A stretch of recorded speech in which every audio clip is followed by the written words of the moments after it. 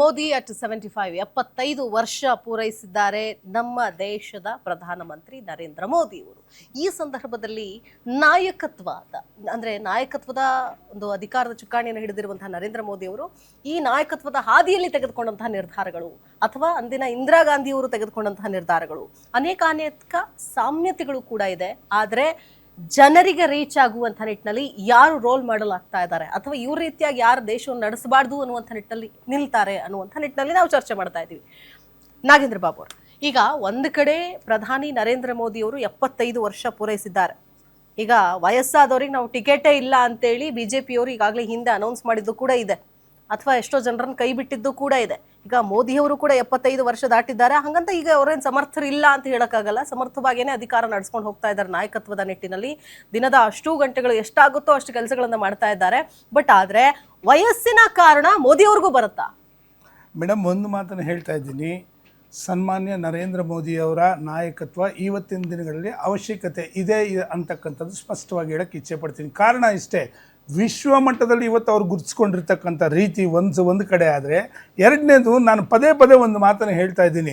ನಾವು ಈ ದೇಶದಲ್ಲಿ ಯಾವುದೇ ಸರ್ಕಾರಗಳಿದ್ರೂ ಕೂಡ ಒಂದು ನಾಯಕತ್ವ, ಎರಡನೇದು ಬಡತನ ರೇಖೆಗಿಂತ ತಳಮಟ್ಟದಲ್ಲಿರ್ತಕ್ಕಂಥವ್ರನ್ನ ಮೇಲೆತ್ತಬೇಕು ಅಂತಕ್ಕಂಥ ಒಂದು ವಿಚಾರ. ಇದು ಪದೇ ನಿಮ್ಗೆ ಹೇಳ್ತಾ ಇದ್ದೀನಿ. ಉದಾಹರಣೆಗೆ ನಾನೊಂದು ಮಾತನ್ನು ಹೇಳ್ತಿದ್ದೀನಿ. ಈಗ ಶೌಚಾಲಯಗಳು ಮೇಡಮ್, 75 ವರ್ಷ ಆಯಿತು ನಮಗೆ ಸ್ವತಂತ್ರ ಬಂದು.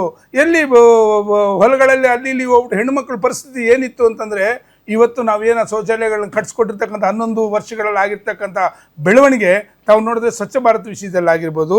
ಎಲ್ಲದಕ್ಕಿಂತ ಮುಖ್ಯವಾಗಿ ಮೇಡಮ್, ಇವತ್ತು ಸರಿಸುಮಾರು 12 ಕೋಟಿ ಒಲೆಗಳ ಮುಂದೆ ಹೆಣ್ಮಕ್ಳು ಕೂತ್ಕೊಂಡು ಆ ಹೊಗೆಯಲ್ಲಿ ಊದಿ ಕಣ್ಣುಗಳು, ಮೂತಿ, ಬಾಯಿ ಎಲ್ಲ ಕೂಡ ಹೊಗೆಗಳಲ್ಲಿ ಕೂತಿತ್ತು. 12 ಕೋಟಿ ಜನಕ್ಕೆ ಇವತ್ತು ಒಂದು ಗ್ಯಾಸ್ ಕನೆಕ್ಷನ್ ಕೊಟ್ಟಿರ್ತಕ್ಕಂಥದ್ದು ತಾವು ಕಣ್ಣು ಮುಂದೆ ನೋಡ್ತಾ ಇದ್ದೀವಿ. ಮತ್ತೆ ಕಾಂಗ್ರೆಸ್ ಹೋಗ್ತಾರೆ ಹೇಳ್ತಾ ಇದ್ರು. ಒಂದು ನಿಮಿಷ ನಮ್ಮ ಕಾಂಗ್ರೆಸ್ ಹೋಗ್ತಾರೆ ಇನ್ನೂ ಒಂದು ಮಾತನ್ನು ಹೇಳ್ತಿದ್ರು, ಯಾವುದು ಬೇರೆ ಯೋಜನೆಗಳ ಫಲಾನುಭವಿಗಳಿಗೆ ಹಣ ಅಂತೇಳಿ. ಅದು ಮೊದಲು ಏನಾಗ್ತಿತ್ತು ಪರಿಸ್ಥಿತಿ, ಕಳ್ಳರು ತಿಂತಾ ಇದ್ರು ಮೇಡಮ್. ಇವತ್ತು ನೇರವಾಗಿ ಯಾರು ಫಲಾನುಭವಿಗಳಿದ್ದಾರೋ ಅವ್ರ ಅಕೌಂಟ್ಗಳಿಗೆ ಹೋಗ್ತಾ ಇದೆ ಅಂತಕ್ಕಂಥದ್ದನ್ನು ಎಸ್ ಮೇಡಮ್, ಮರಿಬಾರ್ದು, ಯಾವುದೇ ಕಾರಣಕ್ಕೂ ಮರಿಬಾರ್ದು. ನಾನು ಮತ್ತೆ ಇನ್ನೊಂದೊಂದು ಮಾತು ಹೇಳ್ತಿದ್ದೀನಿ. ಇವತ್ತಿನ ಪರಿಸ್ಥಿತಿ ನಾಯಕತ್ವ ಮುಖ್ಯ. ನೀವು ತೋರಿಸಿ, ಆಯ್ತು ಕಾಂಗ್ರೆಸ್ನೇ ನಾವು ಇದು ಮಾಡೋಣ. ಒಂದು ಮಾತು ನಾನು ಜನರಲ್ ಆಗಿ ಹೇಳ್ತಾ ಇದ್ದೀನಿ, ನಿಮ್ಮ ನಾಯಕತ್ವ ಕೊಡ್ತಾ ಇದೆ, ನಿಮ್ಮ ನಾಯಕತ್ವ ಈ ದೇಶದ ಬಗ್ಗೆ ಕಾಳಜಿನೇ ಇಲ್ಲ ನಿಮಗೆ. ನಿಮ್ಮ ಪ್ರಶ್ನೆ ಕರೆಕ್ಟ್.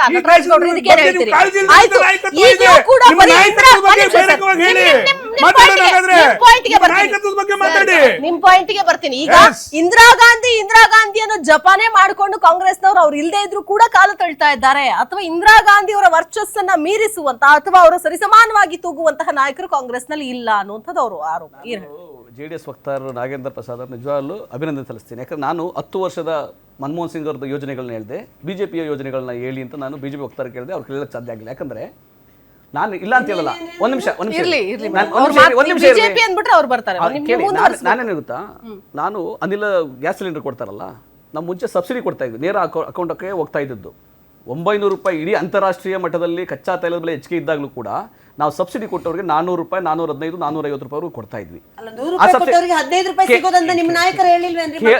ನಾನೇನ್ ಮಾತಾಡ್ತಾ ಇದ್ದೀನಿ, ಕಾಮನ್ ಸೆನ್ಸ್ ಇದೆಯಾ? ನಾನೇನೋ ನೀವೇನೋ ಮಾತಾಡ್ತಿರಲ್ಲ. ನಾನು ಗ್ಯಾಸ್ ಸಿಲಿಂಡರ್ ಮಾತಾಡ್ತಾ ಇದಾರೆ ಅವರು. ನಾನು ಮಾತಾಡ್ತಾ ಇರೋದು ಗ್ಯಾಸ್ ಸಿಲಿಂಡರ್ ಬಗ್ಗೆ, ಆಯ್ತಾ? ಆ ಸಬ್ಸಿಡಿಯನ್ನ ಕಿತ್ತಾಕ್ದವರು ನರೇಂದ್ರ ಮೋದಿ ಅವರು. ಕೋವಿಡ್ ಟೈಮಲ್ಲೂ ಕೂಡ ಜನತೆಗೆ ಅವ್ರ ಅಕೌಂಟ್ಗಳಿಗೆ ಸಬ್ಸಿಡಿ ಹೋಗಲಿಲ್ಲ. ಇದು ನಮಗೂ ಗೊತ್ತಿರುವಂಥದ್ದು. ಸಬ್ಸಿಡಿಯನ್ನು ನಿಲ್ಲಿಸಿಬಿಟ್ರು, ಸಬ್ಸಿಡಿ ಕೊಡೋದನ್ನ ನಿಲ್ಲಿಸಿಬಿಟ್ರು. ಅಂತಾರಾಷ್ಟ್ರೀಯ ಮಟ್ಟದಲ್ಲಿ ಕಚ್ಚಾ ತೈಲದ ಬೆಲೆ ಕಡಿಮೆ ಆದಾಗಲೂ ಕೂಡ ಏನು ಪೆಟ್ರೋಲು ಡೀಸೆಲ್ ಮೇಲೆ ನಾವು ಆಮದು ಮಾಡ್ಕೊತಾ ಇದೀವಲ್ಲ, ಅದರ ಲಾಭಾಂಶವನ್ನ ಯಾರು ಕೊಡಬೇಕು? ಜನತೆ ಕೊಡಬೇಕು. ಇವ್ರು ಯಾರು ಕೊಟ್ಟರು? ಆ ದೊಡ್ಡ ಕಂಪನಿ, ಕಾರ್ಪೊರೇಟ್ ಕಂಪನಿಗಳಿಗೆ ಕೊಟ್ಟರು. ಅದ್ರ ಮೇಲೆ ಎಕ್ಸೈಸ್ ಡ್ಯೂಟಿ ಜಾಸ್ತಿ ಮಾಡಿ 2014ರಲ್ಲಿ 3 ರೂಪಾಯಿ ಇದ್ದ ಎಕ್ಸೈಸ್ ಡ್ಯೂಟಿ ಡೀಸೆಲ್ ಮೇಲೆ 31 ರೂಪಾಯಿ ಆಗೋವರೆಗೂ ನೋಡಿಕೊಂಡು 2020-22ರಲ್ಲಿ ಆಮೇಲೆ ಕಡಿಮೆ ಮಾಡಿದ್ರು. ಎಲ್ಲ ರಾಜ್ಯಗಳಲ್ಲೂ ಕಡಿಮೆ ಮಾಡಿದ್ರು, ಇಲ್ಲ ಅಂತ ಹೇಳ್ತಿಲ್ಲ. ಆದರೆ 30 ರೂಪಾಯಿ ಆಗೋವರೆಗೂ ಯಾರು ರೇಸ್ ಮಾಡಿದ್ದರು? ಕೋವಿಡ್ ಟೈಮಲ್ಲೂ ಕೂಡ ಎವರಿ ಡೇ 10 ಪೈಸಾ, 20 ಪೈಸಾ, 30 ಪೈಸಾ ಎಕ್ಸೈಸ್ ಡ್ಯೂಟಿ ಹೆಚ್ಚಿಗೆ ಮಾಡ್ಕೊಂಡೇ ಬಂದರು. ಯಾವುದು ಕಡಿಮೆ ಮಾಡಿರಲಿಲ್ಲ. ಈ ತರ ದುರಂತವನ್ನ ಮೋದಿ ಕಳೆದ 10 ವರ್ಷಗಳಲ್ಲಿ ಆಯಾ ರಾಜ್ಯಗಳು ಕೂಡ ಇದರ ಲಾಭವನ್ನು ಪಡ್ಕೊಂಡು ಕೇವಲ ಕೇಂದ್ರದ ನಿರ್ಧಾರ ಹೌದು ಅನ್ನೋದು ಕೇಂದ್ರ ನಿರ್ಧಾರನೇ ಅಲ್ಲ, ರಾಜ್ಯಗಳು ಕೂಡ ಇದರ ಬಹುಪಾಲನ ಪಡ್ಕೊಂಡು ಹೋಗ್ತಾ ಇದೆ. 7 ವರ್ಷ 8 ವರ್ಷಗಳ ಕಾಲ ಜಾಸ್ತಿ ಮಾಡಿದ ತಕ್ಷಣ ಹೌದಲ್ಲ ನಾವು ಮಾಡೋಣ, ನಾವು ಒಂದೆರಡು ರೂಪಾಯಿ ಜಾಸ್ತಿ ಮಾಡೋಣ. ಆರ್ಥಿಕ ನೀತಿ ಕೇಂದ್ರ ಸರ್ಕಾರದ ಹಿಡಿತದಲ್ಲಿದೆ. ತೆರಿಗೆ ವ್ಯವಸ್ಥೆ ಕೇಂದ್ರ ಸರ್ಕಾರದ ಹಿಡಿತಲ್ಲಿದೆ. ರಾಜ್ಯಗಳಿಗೆ ಕಡಿಮೆ ಅವಕಾಶಗಳು, ತೆರಿಗೆ ಹಾಕ್ಲಿಕ್ಕಾಗಲಿ ಕಲೆಕ್ಟ್ ಮಾಡ್ಲಿಕ್ಕಾಗಲಿ ಕಡಿಮೆ ಅವಕಾಶಗಳು. ನಾವು ಸೆಸ್ ಅಲ್ಲಿ ನೀವು 60 ವರ್ಷ ನೀವು ದೇಶ ಆಳಿದ್ರಲ್ಲಿ ಅದ್ರ ಬಗ್ಗೆ ಮಾತಾಡಿ. ರಾಜ್ಯಗಳ ಕೇಂದ್ರಗಳು ಮಾಡಬೇಡಿ, ನೀವು ಕೇಂದ್ರದಲ್ಲಿ 60 ವರ್ಷ ಇದ್ರಲ್ಲ, ಅವಾಗ ಏನ್ ಮಾಡಿದ್ರೆ ಅದ್ರ ಬಗ್ಗೆ ಹೇಳಿ. ಕೇಳ್ರಿ, ನಾನು ಏನ್ ಹೇಳ್ತಾ ಇದ್ದೀನಿ, ಅಂಕಿಅಂಶ ಹೇಳ್ತಾ ಇದ್ದೀನಿ, ಇದು ನಿಮಗೂ ಅನುಕೂಲ ಆಗ್ಬೋದು. ಈ ಅಂಕಿಅಂಶನ ತಿಳ್ಕೊಂಡು ನೀವು ತಿಳ್ಕೊಂಡು ನಿಮ್ಮ ನಾಯಕರುಗಳಿಗೂ ಹೇಳಿ, ಕೇಂದ್ರ ಸರ್ಕಾರಕ್ಕೂ ಹೇಳಿ. ಈ ಅಂಕಿಅಂಶಗಳು ಬಹಳ ಇಂಪಾರ್ಟೆಂಟ್, ಜನತೆಯ ಜೀವನ ಬಹಳ ಇಂಪಾರ್ಟೆಂಟ್. ನಾನೇನ್ ಹೇಳ್ತಾ ಇದ್ದೀನಿ ಅಂದ್ರೆ 8 ವರ್ಷಗಳ ಕಾಲ ರಾಹುಲ್ ಗಾಂಧಿ ಅವರು ಹೇಳಿದ್ರು, ನೋಡ್ರಿ ನೀವು 28% GST ತಗೊಂಡೋಗ್ಬೇಡಿ, 18% ನಿಲ್ಲಿಸಿ ಅಂತ ಹೇಳಿ. ಕಾಂಗ್ರೆಸ್ ಯಾವತ್ತೂ ನಾವು GST ಪರನೇ ಇದ್ದಿದ್ದು. ಅದು ಏನು 18% ಕ್ಯಾಪ್ ಇರಬೇಕಂತ 28% ಹಾಕಿ ಲೂಟಿ ಹೊಡೆದು 120 ಲಕ್ಷ ಕೋಟಿ ರೂಪಾಯಿಯನ್ನ ಲೂಟಿ ಹೊಡೆದು ಕೆಲವು ಉದ್ಯಮಿಗಳಿಗೆ ಅವರ ಸಾಲ ಮನ್ನಾ ಮಾಡಿ ಅವರ ಗುಲಾಮ್ಗಿರಿ ಮಾಡಿ ಬಡವರನ್ನ ಶೋಷಣೆ ನಾಯಕತ್ವದ ವಿಷಯ ಕೇಳಿದೆ ನೋಡಿ. ನಾನು ಮನಮೋಹನ್ ಸಿಂಗ್ ಇದೆಯಲ್ಲ, ಮನಮೋಹನ್ ಸಿಂಗ್ ಅವರ 10% ಕೆಲಸವನ್ನ ಮೋದಿ ಅವರು ಮಾಡಿದಿದ್ರೆ ಆರ್ಥಿಕ ನೀತಿಯಲ್ಲಿ ಮಾಡುವಂತಹ ನಾಯಕತ್ವ ಇದೆಯಾ ನಿಮ್ಮಲ್ಲಿ? ನೋಡಿ, ಇಂದಿರಾ ಗಾಂಧಿ ಅವರ ನಾಯಕತ್ವದಲ್ಲಿ ಮೋದಿ ಅವರು 10% 5% ಇಲ್ಲ. ಇಂದಿರಾ ಗಾಂಧಿ ಅವರ ನಾಯಕತ್ವವನ್ನ ಕಾಂಗ್ರೆಸ್ ಅಲ್ಲಿ ಸಾವಿರಾರು ನಾಯಕರಿದ್ದಾರೆ. ಆ ರೀತಿಯಾಗಿ ಅದೇ ರೀತಿಯಾದಂತಹ ಛಲ ಹೊಂದಿರತಕ್ಕಂಥವರು, ಸೋಷಿಯಲಿಸಂ ಸೆಕ್ಯುಲರಿಸಂ ಬೇಡ, ಸರಿ ಆಯ್ತು. ನಿಮ್ಮಲ್ಲೇ ಯಾರಿದ್ದಾರೆ? ನಮ್ಮಲ್ಲೇ ನೋಡಿ, ನಮ್ಮಲ್ಲೇ ಸಾವಿರಾರು ಜನ ಇದ್ದಾರೆ. ನಮ್ಮಲ್ಲಿ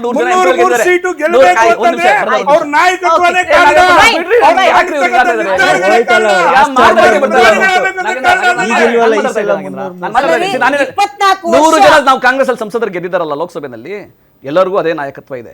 ನಮ್ಮಲ್ಲಿ ಏನು ಗೊತ್ತಾ, ಕೆಲವು ಈ ದೇಶದ ಐಡಿಯಾಸ್ ಆಫ್ ಇಂಡಿಯಾ ಅಂತಿದೆ. ಐಡಿಯಾಸ್ ಆಫ್ ಇಂಡಿಯಾ ಅಂದ್ರೆ ಈ ಪ್ರಿಯಾಂಬಲ್ ಅಲ್ಲಿ ಬರುತ್ತೆ, ಸೋಷಿಯಲಿಸಮ್ ಅಲ್ಲಿ ಸೆಕ್ಯುಲರಿಸಮ್ ಅಂತ.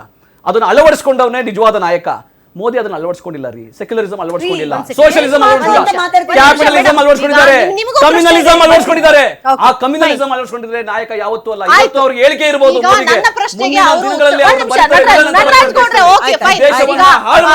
ಕಾಂತಿ ಶೆಟ್ಟಿ ಅವರು ನನ್ನ ಪ್ರಶ್ನೆಗೆ ಉತ್ತರವನ್ನ ಇಂಡೈರೆಕ್ಟ್ ಆಗಿ ಕೊಡ್ಲಿಲ್ಲ, ತಳ್ಳಿ ಹಾಕಿದ್ರು. ಯಾರು ಒಂದ್ ನಿಮಿಷ ಸರ್, ಇಂದಿರಾ ಗಾಂಧಿ ಅವರಿಗೆ ಪರ್ಯಾಯ ನಾಯಕತ್ವ ಕಾಂಗ್ರೆಸ್ ನಲ್ಲೇ ಇದೆಯಾ ಅನ್ನೋ ಪ್ರಶ್ನೆಗೆ ಅವರು ಉತ್ತರ ಕೊಡ್ಲಿಲ್ಲ. ಓಕೆನಾ? ಮೋದಿ ಕಂಪೇರ್ ಮಾಡಿದ್ರು. ಬಟ್ ಮನಮೋಹನ್ ಸಿಂಗ್ ಅವರು ಇಂದಿರಾ ಗಾಂಧಿ ಅವರ ಈಕ್ವಲ್ ಇದಾರ ಅನ್ನೋದಕ್ಕೂ ಕೂಡ ಅವರು 100% ಒಪ್ಕೊಳ್ಳೋಕೆ ರೆಡಿ ಇಲ್ಲ. ಇದೇ ಪ್ರಶ್ನೆ ನಿಮಗೆ ಇವತ್ತು ಹೇಳ್ತಾ ಇದ್ದೀನಿ. ಸೆಕೆಂಡ್ ಲೈನ್ ಆಫ್ ಲೀಡರ್ಸ್ ತುಂಬಾನೇ ಇಂಪಾರ್ಟೆಂಟ್. ಮೋದಿ ನಂತರ ಯಾರು ಅನ್ನೋ ಪ್ರಶ್ನೆಗೆ ನಿಮ್ಮ ಉತ್ತರ ಇದೆಯಾ? ಮೋದಿಗೆ ಹೋಲುವಂತಹ ನಾಯಕತ್ವ ಇರುವಂತಹ ನಾಯಕ ಬಿಜೆಪಿಯಲ್ಲಿ ಇದ್ದಾರಾ ಅನ್ನೋ ಪ್ರಶ್ನೆಗೆ ನಿಮ್ಮ ಉತ್ತರ? ಖಂಡಿತ ಇದ್ದಾರೆ. ಇವಾಗ ಸದ್ಯಕ್ಕೆ ಎರಡು ಹೆಸರು ಹೇಳ್ಬಿಡಿ. ಅಲ್ಲ, ನಾನು ಹೇಳ್ತೀನಿ. ಮೋದಿ ಅವರ ಆದ ನಂತರ ಅಮಿತ್ ಶಾ ಇದ್ದಾರೆ, ಯೋಗಿ ಆದಿತ್ಯನಾಥ್, ಇಡೀ ದೇಶ, ನಿತಿನ್ ಗಡ್ಕರಿ, ನಿತಿನ್ ಗಡ್ಕರಿ ಒಪ್ಕೊಂಡು ಇಡೀ ಬಿಜೆಪಿ ಅವರು ಒಪ್ಕೊಂಡು ನಾವು ಹೇಳುದು ನಾಯಕತ್ವ ಅನ್ನೋದು ಬೆಳೆಸ್ಕೊಂಡು ಇದೇ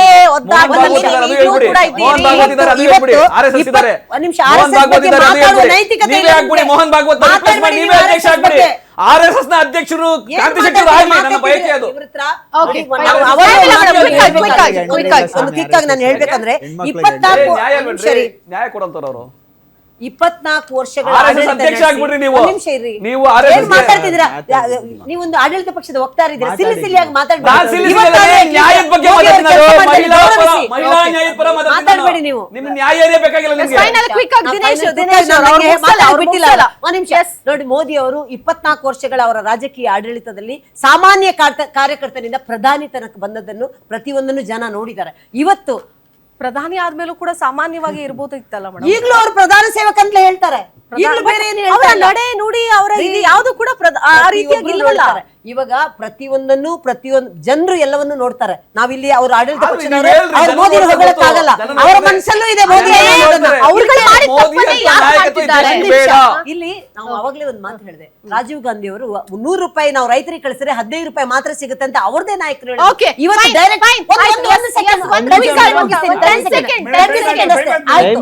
ನಾನು ಹೇಳೋದು ಇಷ್ಟೇ ನೋಡಿ, ಅವರು ಏನು ಡೈರೆಕ್ಟ್ ಡಿಬಿಟಿ ಮಾಡಿದಾರ, ಅದು ರೈತರ ಪರವಾಗಿ ಏನೇನ್ ಕೆಲಸ ಮಾಡಿದಾರ, ಅಥವಾ ಏನದು ನಿಮ್ಮ ಸುಮಾರು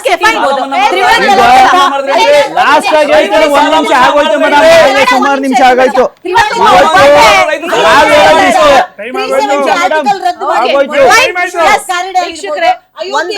ಈ ಕಡೆ ಪ್ರಧಾನಿ ನರೇಂದ್ರ ಮೋದಿ ಅವರಾಗಿರ್ಬಹುದು, ಈ ಕಡೆ ಇಂದಿರಾ ಗಾಂಧಿ ಅವರಾಗಿರ್ಬಹುದು, ಇಬ್ಬರು ಕೂಡ ಧೀಮಂತ ನಾಯಕರೇ. ಒಬ್ಬರನ್ನೊಬ್ಬರನ್ನ ಕಂಪೇರ್ ಮಾಡಕ್ಕಾಗತ್ತಾ? ಕೆಲವೊಂದು ಸಾಮ್ಯತೆಗಳು ನಿಜಕ್ಕೂ ಇದೆ. ಇವರಿಗೆ ಬಂದ ಟೀಕೆಗಳು ಇವ್ರಿಗೂ ಕೂಡ ಬಂದಿದೆ, ಅಥವಾ ಇವರು ಉತ್ತಮ ಕಾರ್ಯಗಳನ್ನು ಮಾಡಿದಂಗೆ ಇವರು ರೀತಿಯಾಗಿ ಮಾಡಿದ್ದಾರೆ. ಆದ್ರೆ ಸೆಕೆಂಡ್ ಲೈನ್ ಆಫ್ ಲೀಡರ್ಸ್ ತುಂಬಾನೇ ಇಂಪಾರ್ಟೆಂಟ್ ಒಂದು ದೇಶಕ್ಕೆ. ಇದು ನಮ್ಮ ದೇಶ ಸರ್ವಾಧಿಕಾರಿ ಧೋರಣೆಯಿಂದ ಮುನ್ನಡೆಯುವಂತಹ ದೇಶ ಅಲ್ಲ. ಅವರು ಮಾಡಿದ ತಪ್ಪನ್ನೇ ಇವರು ಕೂಡ ಮಾಡಬಾರ್ದು. ಅಥವಾ ಮುಂದಿನ ದಿನಗಳಲ್ಲಿ ಕಾಂಗ್ರೆಸ್ ಕೂಡ ಈಗಾಗಲೇ ಅದರಿಂದ ಹೊರಗೆ ಬಂದು ಈಗಿರುವಂತಹ ಸೆಕೆಂಡ್ ಲೈನ್ ಆಫ್ ಲೀಡರ್ಸ್ನ ಬೆಳೆಸಬೇಕು ಅಂತ ಈಗ ಶತಗತ ಪ್ರಯತ್ನಗಳನ್ನ ಪಡ್ತಾ ಇದ್ದಾರೆ. ಅದು ಮುಂದಿನ ದಿನಗಳಲ್ಲಿ ಬಿಜೆಪಿಗೂ ಕೂಡ ಬರದೇ ಇರಲಿ. ಇದೇ ರೀತಿಯಾಗಿ ನಾಯಕತ್ವದ ಜೊತೆಗೆ ಉಳಿದಂತಹ ನಾಯಕರಿಗೂ ಕೂಡ ಗೌರವವನ್ನ ಕೊಟ್ಟು ಸೆಕೆಂಡ್ ಲೈನ್ ಆಫ್ ಲೀಡರ್ಸು ಕೂಡ ದೇಶಕ್ಕೆ ಬೇಕು.